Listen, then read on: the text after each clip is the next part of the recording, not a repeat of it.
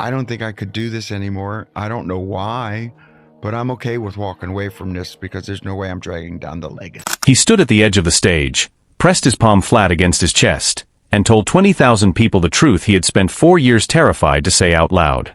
On July 23, 2026, inside a sold-out Madison Square Garden, Jon Bon Jovi did something almost no rock star of his stature has ever done in front of a live audience. He stopped the show and admitted, in real time, that his body could not keep going. Fans who had already sat through 7 previous nights of this residency knew something was different from the opening notes. The power that had defined his voice for 4 decades was gone, replaced by something thin and strained that seemed to weaken with every song. This wasn't an artist having a rough evening. This was a body breaking down in front of the very people who had paid premium prices to witness what was being sold as one of the great comeback stories in modern rock history. The band pushed through 14 songs that night, well short of the 20+ they'd been delivering on stronger evenings. By the time they reached Bed of Roses, Jon could barely finish the lyrics, stepping back from the microphone and letting the arena carry the final chorus because his own voice simply wasn't there anymore. What happened next revealed the man behind the myth. Before what would become the last song of the night, Jon told the crowd directly that he knew he was letting them down, that this wasn't who he was, and that he needed their help because he was in real pain. Pat Monahan of Train, who happened to be in the building that night as an ordinary fan, was pulled backstage and brought out to help carry Livin' on a Prayer. Even with Monahan sharing the vocal load, Jon leaned on the crowd to get through it. When it ended, he told them not to throw away their ticket stubs, hugged each of his bandmates, gave the room a thumbs up, and walked off stage. His team later said he was fighting a sinus infection. That was true. But for anyone who had followed his last decade closely, it was clear this went far deeper than a stuffy nose. To understand what really happened that night, you have to go back more than 10 years, to a moment almost nobody connected to his voice at the time. In 2013, guitarist Richie Sambora abruptly left the band hours before a scheduled show in Calgary during the Because We Can tour. He had cycled in and out of rehab for years, and he later explained his exit came down to family circumstances and the need to be present for his daughter. What most people never fully grasped was what his departure did to Jon physically. Sambora wasn't simply the lead guitarist. He was the other half of a vocal blend that had shaped the band's sound for 30 years. When he walked away, Jon was left to finish 80 remaining tour dates essentially singing 2 parts at once, covering his own lines and all of the harmonies Sambora used to carry. Jon later told AARP The Magazine that everything started unraveling after that tour, and that even he couldn't tell whether the damage was physical or psychological. By 2015 the signs were impossible to hide: a growing breathiness, thinning volume, moments where his pitch would slip in front of live audiences. On the podcast How to Fail, Jon described his body as having crashed out from under him, admitting he wasn't even fully aware how severe the decline had become. He tried nearly everything to fix it himself. In the Hulu docuseries Thank You Goodnight, he listed the remedies one by one: laser treatments, acupuncture, vitamin regimens, collagen injections, endless vocal exercises.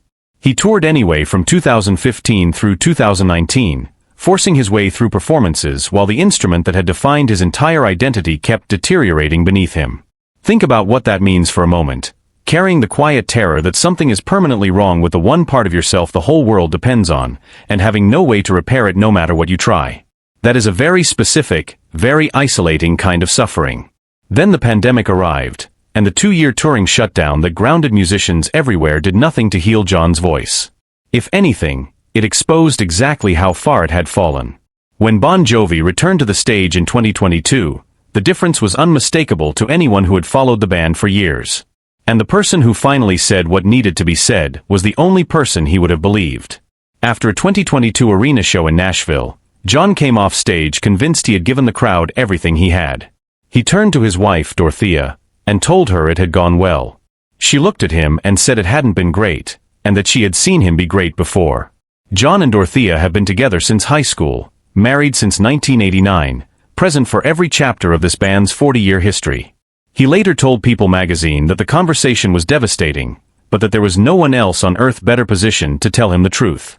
On a separate podcast appearance, he explained that everyone else surrounding a rock star tends to fall into one of 3 categories: people paid to agree with him, people too starstruck to be honest, or fans who want so badly for him to succeed that they can't see clearly. Dorothea was none of those things.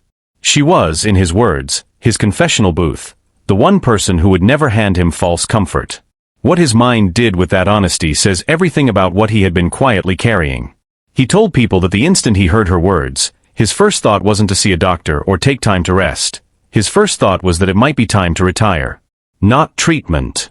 Retirement. That single reaction reveals just how much psychological weight he had been shouldering, likely for years, without saying it to anyone. Losing your voice when your voice is your entire identity isn't just a professional setback. It's closer to an existential threat.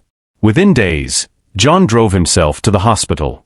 Not an assistant, not a scheduled consultation the following week. He got in the car and went alone, driven by the fear of losing whatever function he had left. What the doctors found was worse than anything he had imagined.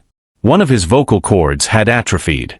In the Hulu docuseries, he explained that healthy vocal cords are supposed to sit parallel to each other, roughly matched in thickness.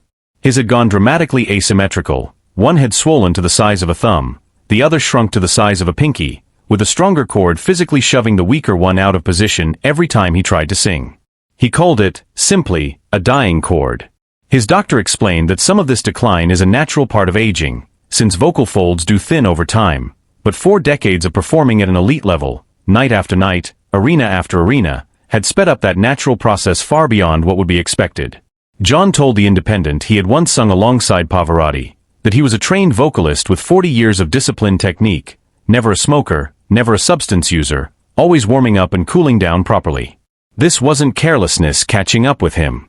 It was his body simply giving out despite everything he had done right. Surgeons performed a procedure called medialization, placing 2 pieces of Gore-Tex material outside the vocal cords but inside the neck, designed to push the atrophied cord back into a position where both sides could vibrate symmetrically again. Jon described it in the docuseries as something like a facelift for the vocal cords. The surgery succeeded, but it was only the opening move in what became a 3-year process of relearning how to use his own voice. 19 months after the operation, he still couldn't commit to a tour, even with a finished album sitting ready for release. He admitted to moments of real doubt throughout that stretch, describing a pattern of finding a small spark of hope only to be knocked back by a new setback the very next day. He told the Today Show plainly that he needed to be physically, mentally, and spiritually ready, and that for a long time, he simply wasn't.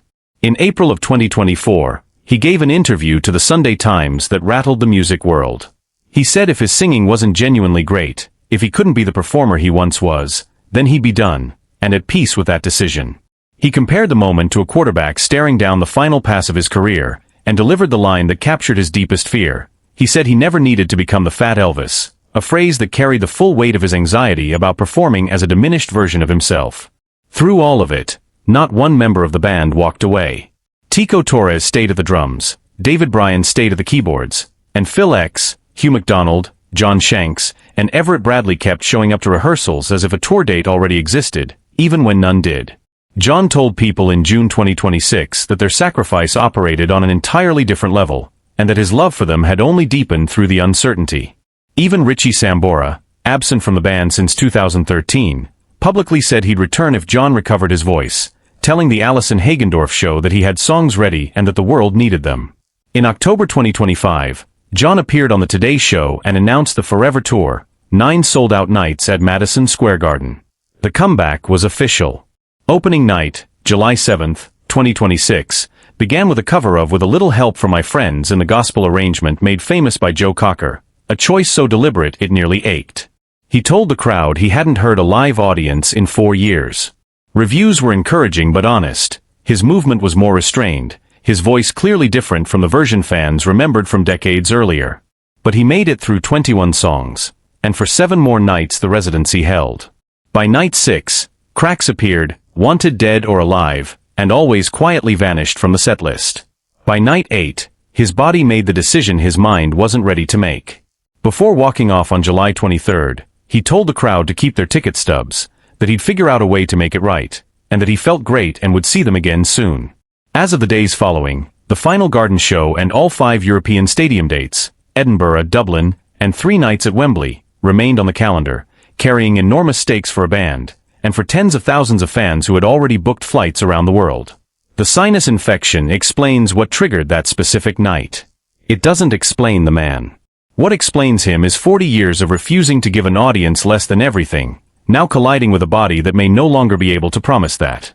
Whether the Forever Tour lives up to its name is a question only Jon Bon Jovi can answer, and on that July night, standing at the edge of the stage with his hand over his heart, he chose to answer it with honesty instead of performance. One more Tim.